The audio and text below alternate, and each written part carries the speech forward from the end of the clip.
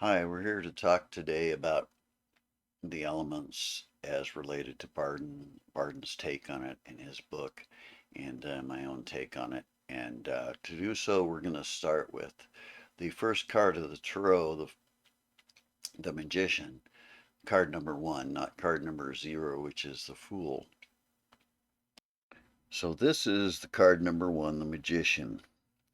We're not going to focus on the whole thing, but a couple of things. First, he has one hand up above, one hand pointing to below. Okay, as above, so below, but also we need to take that in reverse, as below, so above. Second thing we'll notice, or we'll pay attention to, is the symbols of the elements on the table. The cup, pentacle, sword, the rod for a wand. And the third thing we're going to pay attention to in particular is the infinity symbol above his head. Now, for the first thing I'd say, hands above and below, as above, so below, as below, so above. And that includes the elements. So the elements, which in their lowest aspect, of course, are, like, could be, they're analogous, but you can consider them like the most physical earth, most physical air, the most physical water, and fire. Obviously, those things are not elements in a scientific sense. Anyway, at the other end, the elements go all the way up to a connection with deity. Now, the infinity sign over the magician's head indicates that he's in connection with divinity. And in Bardon's version of the tarot card, which he has in his first book, it's shown as the Akasha, as the Akashic connection. And the fact is, that connection can also indicate a connection with your personal deity, whichever God you envision as your personal deity and such. And Bardon's work in somewhere around the 8th chapter, I think, offers you the ability to connect with your personal deity, whatever your envisioning of that is, if it's a human sort of divinity, if it's a formless divinity, whatever your conception is. But the way you accomplish that is through the connections to the elements. So contrary to being low magic, which I have heard the elements described as by Western Hermetic or Western ceremonial magicians, it can be very high magic. In fact, it can actually offer you a connection to deity. And in this case, you do that by focusing and meditating on the connections to the divine qualities, the 4 divine qualities. So you've got omnipotence, which is being everywhere. Excuse me. Omnipotence is the power to do anything. All power, okay, all powerful. You've got omniscience, which is all knowing, of course, which is your air aspect. You've got immortality for the earth aspect. And the last one, of course, is infinite love or infinite mercy, either way. And part of what you do is you impregnate yourself with these divine virtues to bring you into closer contact with the absolute. And he gives a whole message about that we're not going to go into specifically so much. I might talk about it a little bit because we're more interested in the elements here. But that's the first thing to remember. And the whole first book is an initiation, is an initiation series of lessons that turn you into the magician. Um, so you end up being, if you finish the first book, the magician of the tarot, and you have all those abilities and everything, including the communication with God and the deity. Um, so, first book basically makes you the magician. His second book goes into being the high priestess, which is a second tarot card, and same for his third. So they're related in that sense. Now, let's see about getting a little more specific about the elements and how you work with them. I am going to talk about that a little bit since I got it right here open.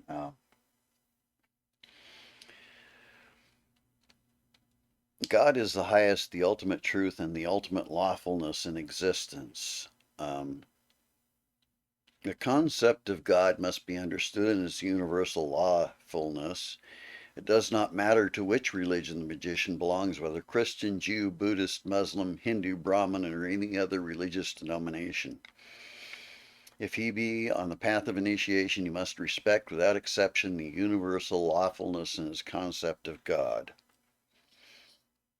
And then he talks about the four fundamental attributes, which I've just listed: omnipotence, omniscience, etc. If the magician does his work properly and reaches his magical maturity, he will properly incorporate his God principle upon these four foundations with their fundamental attributes of his deity that will represent his highest concept of God.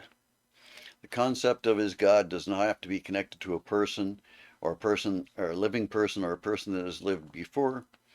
It can be expressed symbolically. It is of no consequence at all if the magician imagines as a symbol of his highest deity Christ, Buddha, a Devi, the sun, a light, a flame, or some other symbol.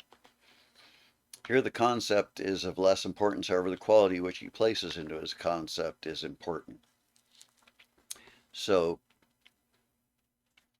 and then he gives a fourfold manner also relating, which you can contact your personal deity in mystical passive manner, magical active manner, a concrete manner, and abstract manner. But the main point here is that however far you want to develop, the elements can come into it and can be used for your development. So far from being what some people have termed low magic, they can be the complete principle for development. And so we all have an idea of the four elements. Basically, air is light, ease, fire is hot, expanding, active. Air is the separator between fire and water, and air is kind of active. Um, Air contains water, of course. Fire needs air to burn. The earth, of course, is not just like physical earth, but it's the coming together, the concreteness of things, the solidness, heaviness, all those aspects of earth that we know. And those can apply from the lowest level to the highest level. The other thing Bardon focuses on in this book is everything has to be done according to the three planes: mental, astral, and physical. And your three bodies must come into harmony with that. They must develop your mental body, your mind, your astral body, your emotional self, and then your physical body has to be up to working with these energies and mastering these things. So you get the four elements in all three aspects of your body. And each step of the book takes you farther towards developing and focusing on those elements. And I don't want to make this too long because all the information is in Bardon's book. But to give you some examples, we'll start with the astral body, the emotional body. And what he has you do from the start of the book is you make a map of all your good qualities and all of your bad qualities, and he calls that the white mirror and the black mirror. Then each one, good qualities, bad qualities, you separate out into the four elements: earth, air, fire, and water, and which aspect of personality. And I'll list off just a couple of those to give you an idea. Okay, so he uses a couple of old terms, which I'm going to read to you what they mean. The choleric temperament originates from the fire element. The sanguine temperament originates from the air element. The melancholic temperament originates from the water element, and the phlegmatic temperament uh, originates from the earth element. In accordance with the strength and vibration of the respective element, you will notice in the various attributes the strength, energy, and expansion of the respective fluid deviations. And he uses that term fluid, not meaning it's a this was translated from some version of German. So, but what it is like a substance. When he says a fluid condenser, he means, for example, a substance that takes in the electromagnetic fluid, and so the energy of your thought and all that. So when he says fluid, that's what he's referring to, the substance of. Okay. Each of these four elements, which determines the temperament of his human being, has in its active form good attributes, whereas in its passive form it embodies the opposite attributes. And he gives a few examples. And so choleric temperament is the fire element. So for its active polarity, it has activity, enthusiasm, eagerness, determination, bravery, courage, creative energy, etc.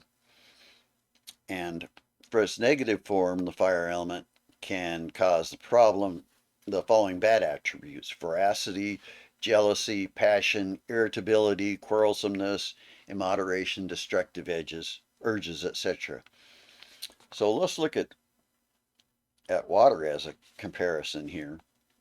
So the melancholic temperament has in its active polarity the following good attributes: respect, mercy, modesty, humility, seriousness, compliance, fervor, intimacy, power of comprehension, meditation, etc., etc.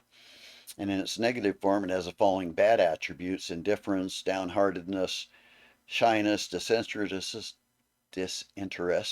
unyieldingness, idleness, etc. So once you have those mapped out in yourself, you can work from that. And he has you do some various exercises to balance the elements. Um, and there are various ways of doing that. One of the things he has you do to start with, to start balancing those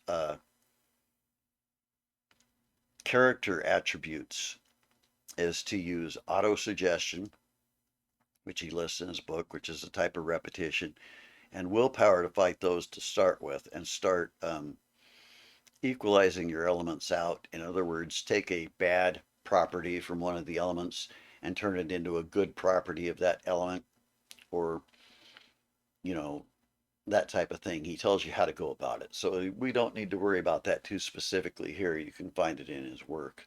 Um, so you start out by balancing the elements in yourself. And you do it not only on the astral plane with your character traits, but you start doing it on the mental plane with exercises and visualization. In general, the mental plane connects to visualization and the fire element. And in general, the astral plane connects to the water element and rhythm and lunar aspects and things like that. And so those things are used to make different exercises that you use to equalize the elements within you. And that has a very positive aspect. When the elements are equalized within you, not only are you spared many karmic conditions and things that will just no longer bother you, but as you begin to be balanced, you begin to take in more and more of the attribute of harmony within yourself, and it spreads out throughout your entire life, and it becomes slowly, because this takes work, and it takes a lot of work for some people like me. I took forever getting past the first chapter. I mean, years, forever. Um, but that's because I was starting from such a low level that I didn't realize how low of a level I was starting from. I had some real issues that are now medicated to do with panic attack and anxiety. And I'll tell you, it's really hard to do meditational exercises and focus when you're all full of anxiety. But yeah, so, but it can be done. And then once you've got it that far that you can start working with the elements directly, and in the first steps, it's done through visual concentration exercises like for your mental body, you start by focusing on things and making a visual thing very clear, and so you can recall it to your memory for a certain amount of time. And then you go forward and advance those exercises in such a way that balances the elements mentally, astrally, and physically. As another example, once you get the elements somewhat equalized in your astral body, then you go into a particular meditation method he gives where you inhale uh, the four elements into the four different regions of your body. So it's defined as the head element as a fire, the neck down to the diaphragm area as air, and then your torso, your stomach, and all that as water down to just below the root of the genitals, and then from there on down as the earth element. And so then you work on those elements in those areas, and you actually inhale those elements directly into those areas.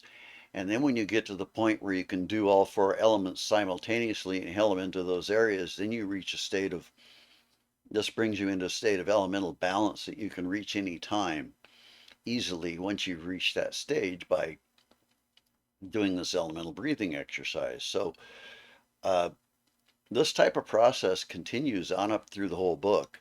Um, and it branches out into all kind of various areas. Um, when you're learning clairvoyance and clairaudience, clairaudience, of course, is associated with the air principle. So you make an air element condenser and you put it on some swabs, and you can put those in your ears and charge them for clairvoyance. And same thing, the fire element corresponds to visual clairvoyance and the light. And you make a specifically, um, you put, you make a water with a bit of a condenser, and you burn some willow switches and then dunk them into the water, and then you filter that out. You're transferring the fire element into a substance that you can put a compress and put it on your eyes and impregnate those, and it impregnates your eyeballs for clairvoyance. And you work with the light at the same time for clairvoyance. So your entire development as a magician uh, can use the key of the four elements, and you can develop yourself. Almost any skill or ability you can imagine corresponds to the four elements in one way or another. And you go through this and you can learn how to develop yourself in all these ways throughout the elements. So it's not just low magic, it's a very powerful key to increasing your own ability. And then once you've got that harmonizing meditation that you can do, you reach the point you can do that, your elements are balanced and harmonized. Then he starts you working on the Akasha. And you breathe it in, and you start by using the Akasha to increase your control of the elements on all four planes. And after you use the Akasha and increase your use of the elements in all four planes, he describes that then at that point it will become as easy as child's play for you to project the elements out into things and such.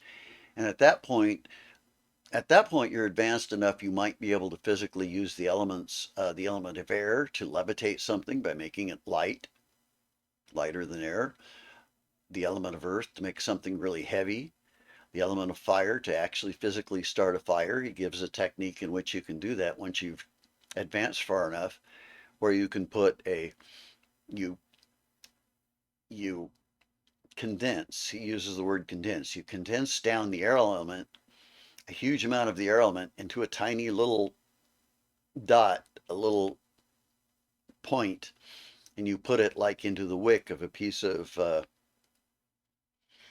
he suggests starting with like alcohol soaked cotton or something like that, flammable, and you put the air spark in there, and then you compress down the fire element, and you compress it way down from high down to a tiny little spark. You pull it in from the whole universe and compress that universe full of fire down to a tiny little spark that gets really hot, and then you fling that into the cotton, and when it joins with the air element, the cotton will light on fire. So, but that's not what it's about. That's basically a parlor trick in a way. That could be useful if you're in a camp, if you needed a campfire and you had no matches, I suppose.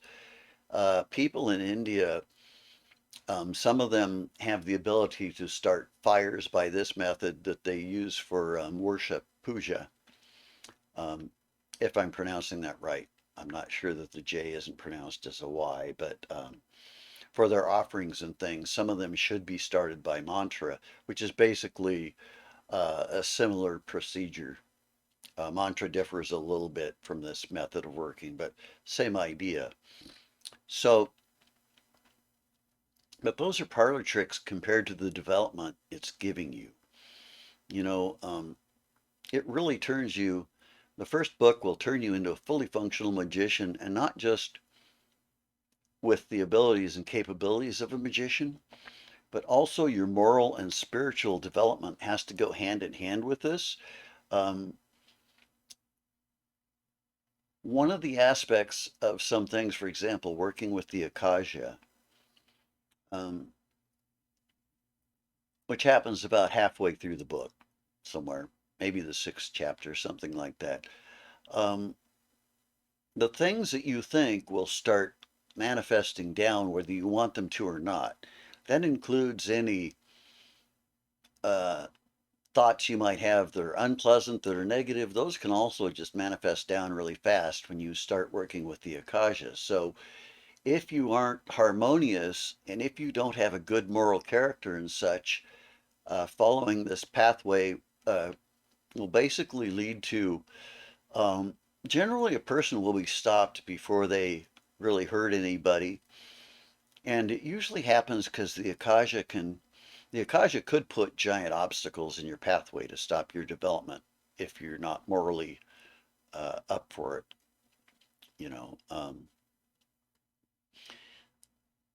Moral is probably the wrong word because your adherence to the universal principles and things, though they are moral, it comes as a side effect of realizing the reality of things and of your spiritual development. So that somebody who works away practically through the book won't end up doing some of the nasty things you could imagine that somebody with enough power had to have finished the book. If they had those powers and abilities, you can imagine all kinds of nasty things that they might do. But since you do the development, and you have to develop in all three planes for this to be effective, for it to work. So your moral stuff, you don't end up being the type of person to treat people nasty, things like that, uh, because you just won't develop. The Akasha will put a stop to it. Um, you won't get that far, and that's where all the real power and ability is. And I know myself from having some accidentally things I just kind of thought, sometimes just fleeting thoughts that pass through that I didn't even realize at the time, and they come manifest down and cause you problems. So um,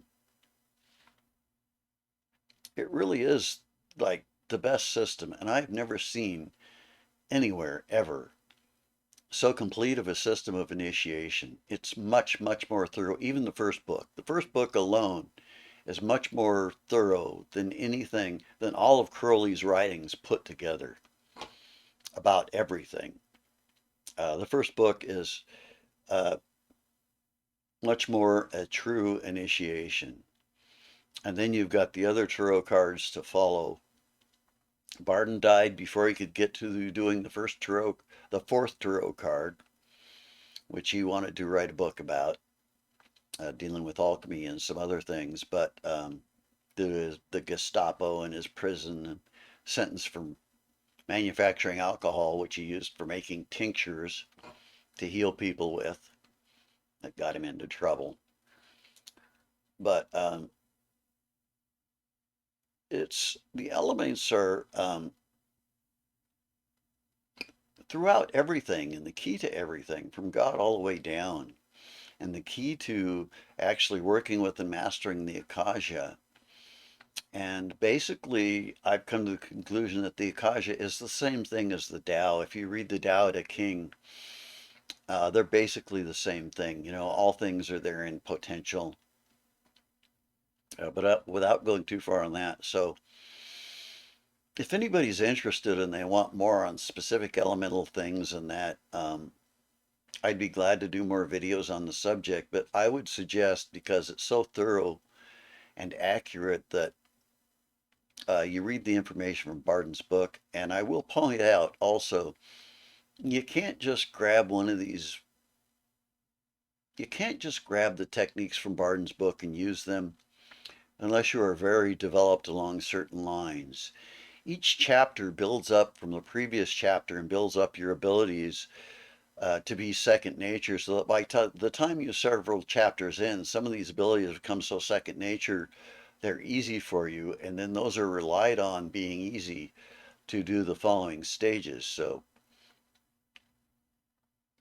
it's easy to talk about the techniques, but it's definitely worthwhile reading through to learn and read what you can learn, but you won't reach a true understanding of the techniques and the elements and things. The only way to reach a real comprehension of them is to go through it, and you'll reach an intuition. And that is another thing that is associated with the Akasha and that is associated with balancing the elements. It also brings you two things. It brings with you an increase in your intuition, a great increase. So you'll learn and be taught by inner tuition a lot of these things, and a lot of the things about the elements and things that Bardon talks about in his book, you'll actually learn about through inner tuition as you go through it. And then at a point you get to talk to your guardian angel eventually and learn from that. But it also brings out, and reaching that balance of the elements and your connection with the Akasha also brings out conscience.